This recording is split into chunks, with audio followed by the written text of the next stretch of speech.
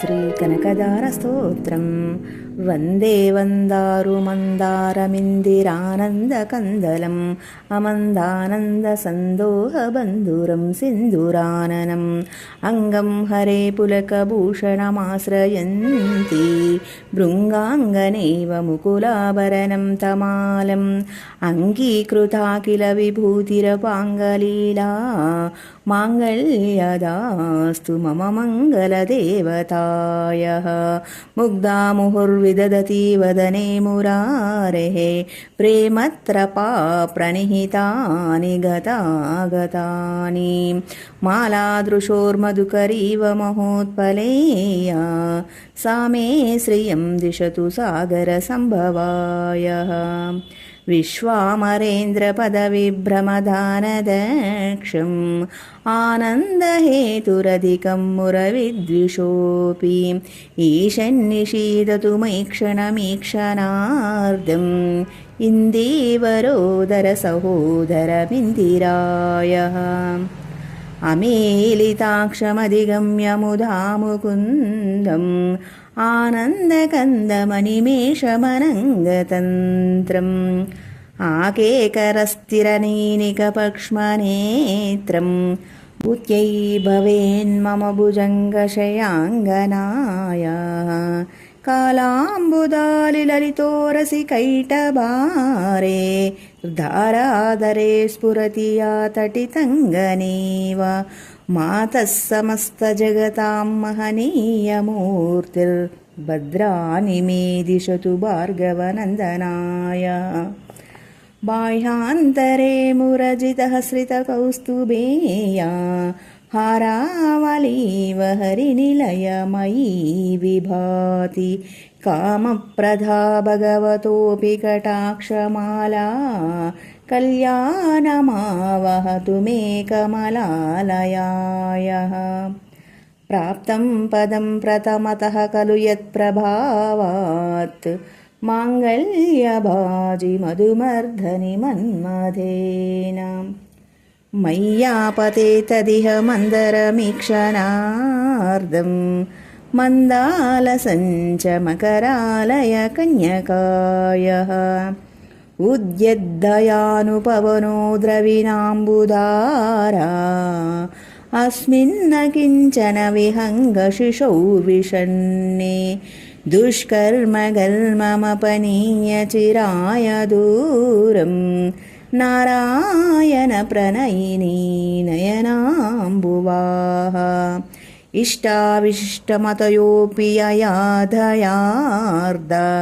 दृष्टा श्रीविष्टपदं सुलभं भजन्ते दृष्टिप्ररुष्टकमलोदरदीप्तिरिष्टां पुष्टिं कृषिष्ट मम पुष्करविष्टरायः गीर्देवतेति गरुडध्वजसुन्दरीति शाकम्भरीति शशिशेखरवल्लभेति सृष्टिस्थितिप्रलयकेलीषु संस्थिताया तस्मै नमस्त्रिभुवनैकगुरोस्तरुण्यै श्रुत्यै नमोऽस्तु शुभकर्मफलप्रसूत्यै रत्यै नमोऽस्तु रमणीयगुणार्णवायै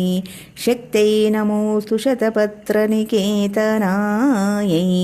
पुष्टै नमोऽस्तु पुरुषोत्तमवल्लभायै नमोऽस्तु नालीकविभाननायै नमोऽस्तु दुग्धोदधिजन्मभूम्यै नमोऽस्तु सोमामृतसोदरायै नमोऽस्तु नारायणवल्लभायै नमोऽस्तु हेमाम्बुजपीठिकायै नमोऽस्तु भूमण्डलनायिकायै नमोऽस्तु देवादिदयापरायै नमोऽस्तु शरङ्गायुधवल्लभायै नमोऽस्तु देव्यै भृगुनन्दनायै नमोऽस्तु विष्णोरुरसिस्थितायै नमोऽस्तु लक्ष्मै कमलालयायै नमोऽस्तु दामोदरवल्लभायै नमोऽस्तु कान्त्यै कमलेक्षणायै नमोऽस्तु भूत्यै भुवनप्रसूत्यै नमोऽस्तु देवादिभिरर्चितायै नमोऽस्तु नन्दात्मजवल्लभायै सम्पत्कराणि सकलेन्द्रियनन्दनानि साम्राज्यधाननिरतानि सरोरुहाक्षि त्वद्वन्दनानि दुरिताहरनोद्यतानि मामेव मातरनिशं कलयन्तु मान्ये यत्कटाक्षसमुपासनाविधिः सेवकस्य सकलार्थसम्पदः सन्तनोति वचनाङ्गमानसै त्वां मुरारिहृदयेश्वरीं भजे सरसिजनयने सरोजहस्ते धवलतरां शुकगन्धमाल्यशोभे भगवति हरिवल्लभे मनोज्ञे त्रिभुवनभूतिकरी प्रसीद मह्यं दिग्गस्तिभिः कनककुम्भमुखावसृष्टि स्वर्वाहिनी विमलचारुजलप्लुताङ्गीं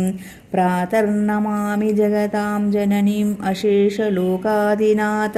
गृहिणीम् अमृताब्धिपुत्रीं कमले कमलाक्षवल्लभे त्वं करुणापूरतरङ्गितैरपाङ्गैः अवलोकय माम् अकिञ्चनानां प्रथमं पात्रमकृत्रिमं दयाया बिल्वाटवीमध्यलसरोजे सहस्रपत्रे सुखसन्निविष्टाम् अष्टापदाम्बोरुहपाणिपद्मां सुवर्णवर्णां प्रणमामि लक्ष्मीं कमलासनपाणिललाटे लिखितामक्षरपङ्क्तिमस्य जन्तोः परिमार्जय मातरङ्घ्रिनाथे धनिकद्वारनिवासदुःखदोग्रीम् अम्बोरुहं जन्मगृहं भवत्याः वक्षस्थलं भर्तृगृहं मुरारेः कारुण्यतः कल्पय पद्मवासे लीलागृहं मे हृदयारविन्दं स्तुवन्ति हे स्तुतिभिरमाभिरन्वहं त्रयीमयीं त्रिभुवनमातरं रमां गुणाधिका गुरुतरभाग्यभाजिनो भवन्ति ते बुधभाविताशयाः कदारस्तवं यच्चङ्कराचार्यनिर्मितं त्रिसन्ध्यं यः पठेन्नित्यं स कुबेरसमो भवेत्। इलांటి